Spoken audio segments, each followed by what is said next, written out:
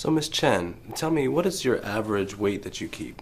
You are going to observe and participate in a clinical encounter of a 45-year-old woman who comes to the office with a complaint of a cough. As you observe the encounter, you will be asked to answer questions while the image on the screen freezes. These questions will allow you to practice the skills of history taking and physical examination skills, as well as clinical reasoning, as you develop your assessment or differential diagnosis and plan. That is, an appropriate next diagnostic workup. You will have time to record your findings and receive feedback. Miss Chen, tell me your special concerns. I've been coughing for a week. I just can't seem to stop. I can hardly sleep at night. Have you been bringing up any phlegm or sputum? I've been coughing up a yellow-green mucus, sometimes with pink streaks that seem to be blood. What diagnoses are you considering at this time? Pneumonia, bronchitis, sinus infection, tuberculosis. How much pink streaking are you seeing at any one time? Just a tinge, but maybe 3 or 4 times a day. Have you had any fevers or chills? Yes, I checked my temperature yesterday and it was 101. What about shortness of breath? I do feel shortness of breath when I'm working outside, but not when I'm working at my desk. Have you noticed any wheezing? Just once in a while when I'm going up the stairs fast or when I'm doing heavy work in the yard. Have you had any of these symptoms before or had any asthma? No, not since I was a kid. I did have some mild asthma when I was in elementary school, but luckily I never had to go to the hospital. Any pain in your chest when you take a deep breath? No pain when I breathe in or out. You mentioned that you're coughing a lot at night. Are you using any extra pillows? Well, the last few nights I've been using 2 pillows instead of 1. It seems to help me clear my head. Have you had any acid taste or reflux? No, not really. How about any recent colds? Well, actually last week I came down with a runny nose and a sore throat, but then my symptoms got worse. Have you had any sinus congestion? Well, my sinuses do feel full a lot. I first feel a drip in the back of my throat, but now the worst thing is the cough. What about allergies when you're outside?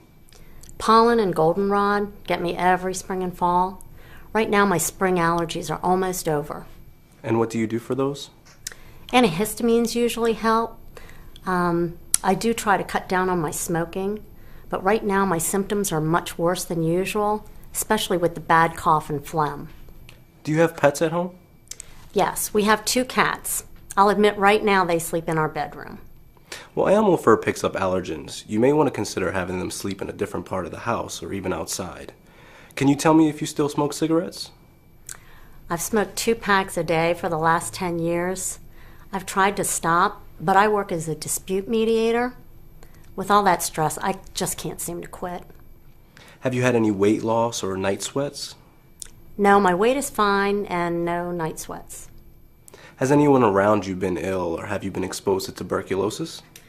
My family and coworkers are fine. When I was a kid, though, my grandmother told me she had tuberculosis in her 20s.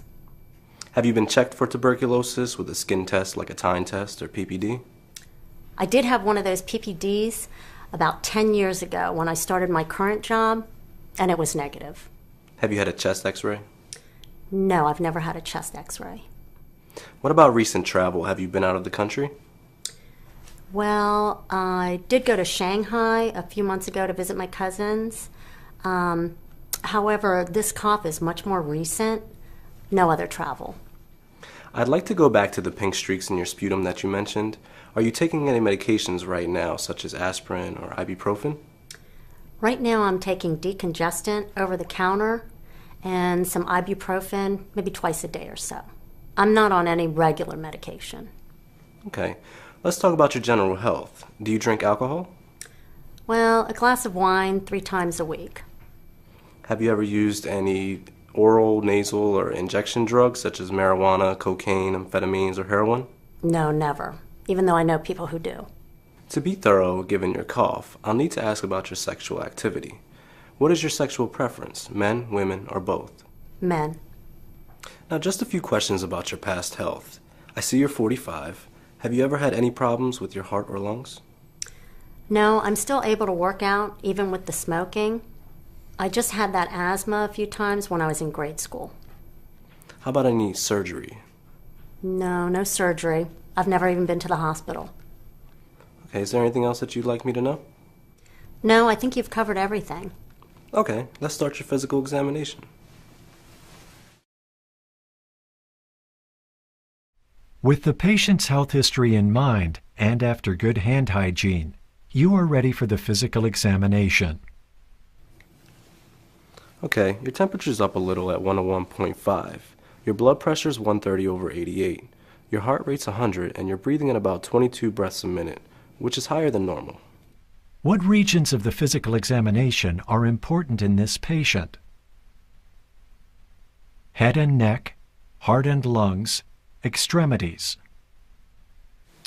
Okay, first I'd like to check your head and neck. Examine the ears.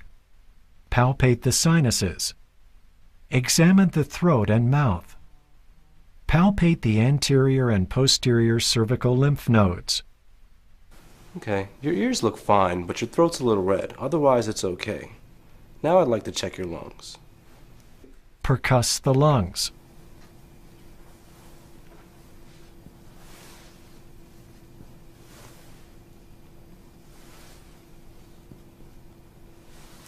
There's some dullness here over the base of your left lung.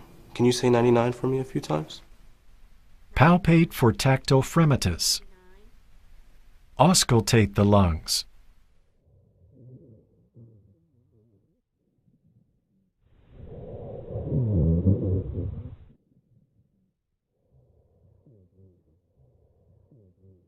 Can you say 99 for me a few times?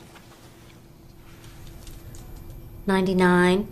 Listen for bronchophony, or louder transmitted voice sounds, which are abnormal. Good, now can you whisper the number 99? 99.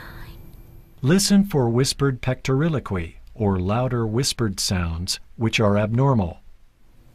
Okay. Can you say the letter E for me 2 or 3 times? E. Listen for egophony, or E to A changes, which are abnormal. Okay, you could stop. How am I doing? I'm hearing some changes from consolidation in your left lower lung. Let's continue the examination and then we could talk more. Can you lie back for me? Auscultate the anterior chest. Check the neck veins for jugular venous pressure. Palpate the carotid upstroke and listen for bruits. Listen to the heart in the 6 positions. Listen to the abdomen. Palpate the abdomen. Inspect and palpate the calves and ankles for tenderness and swelling.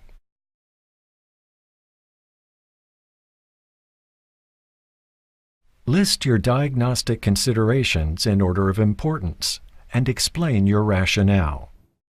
Press pause and list your answers. Resume when you are ready to receive feedback. Community-acquired pneumonia.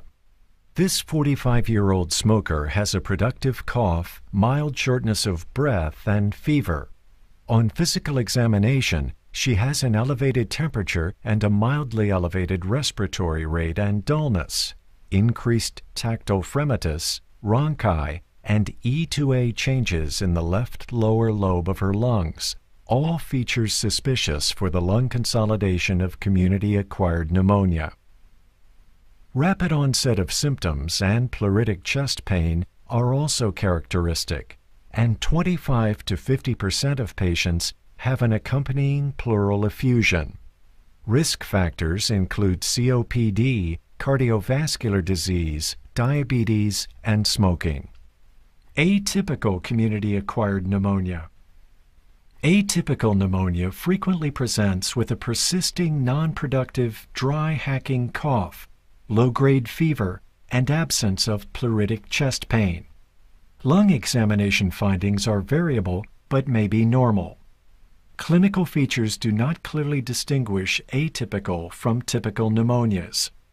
This patient's symptoms, especially fever, productive cough, and positive lung findings, make this diagnosis less likely. Bronchitis. In acute bronchitis, which is usually self-limiting, cough typically follows an upper respiratory infection and persists for more than 5 days. Sputum production is variable and may be blood-tinged. The chest examination is normal. In chronic bronchitis, look for chronic cough with sputum, often seen in smokers. Unlike this patient, chronic cough lasts for more than 8 weeks. Note that symptoms and findings suggesting sinus infection or GERD are minimal. Pulmonary tuberculosis. This patient's blood-tinged sputum raises the possibility of pulmonary tuberculosis from Mycobacterium tuberculosis. However, in tuberculosis, cough is usually present for more than 2 to 3 weeks, and hemoptysis is usually a late symptom reflecting cavitation. Actual sputum may not be present. Initially, patients are often asymptomatic, then progress to constitutional symptoms such as weight loss, anorexia, fatigue, fever, chills, night sweats, and cough. The lung examination may be normal, except for crackles or rowels. Lung cancer. Lung cancer is unlikely in this patient due to the acute onset of cough with productive sputum, fever, and confirming lung examination findings. However, the possibility arises since this patient is a smoker with a cough and blood-tinged sputum, though not hemoptysis. Lung cancer symptoms usually appear late, including cough, hemoptysis, chest pain, and dyspnea, but symptoms also arise from metastatic spread. Cigarette smoking causes roughly 90% of lung cancers.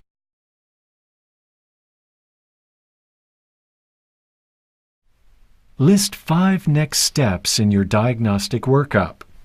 Press pause and list your answers. Resume when you are ready to receive feedback. O2 saturation.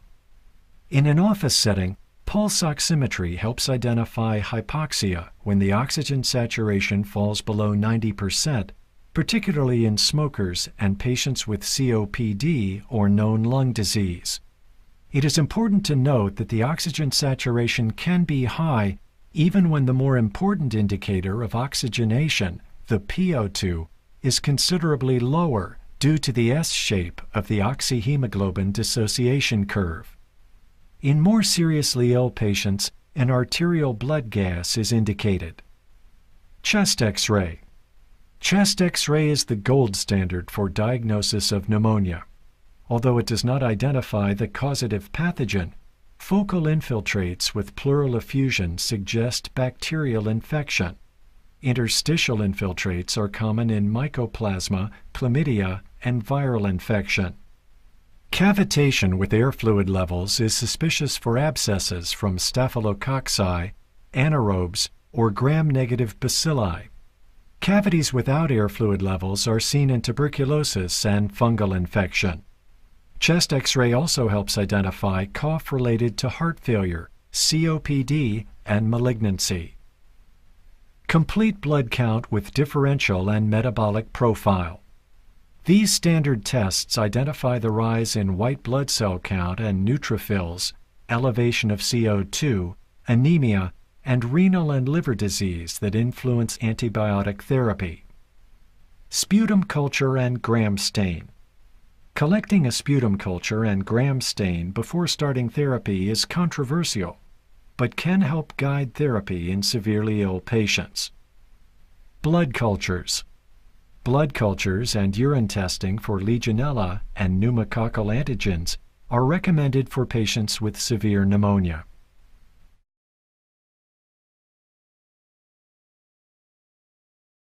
In sum, the patient is a 45-year-old dispute mediator with cough productive of yellow-green and occasional blood-tinged sputum for a week, fever, mild shortness of breath, and occasional wheezing, and a 10-year history of smoking 2 packs of cigarettes a day.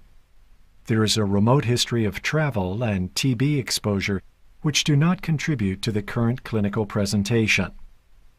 On examination, her temperature is 101.5, blood pressure 130/88, heart rate 100, and respiratory rate 22.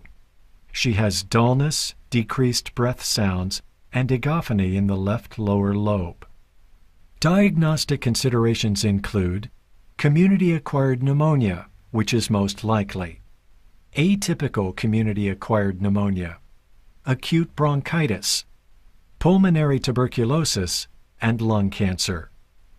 The diagnostic workup includes O2 saturation, chest X-ray, CBCD and metabolic profile, sputum culture and gram stain, and blood cultures.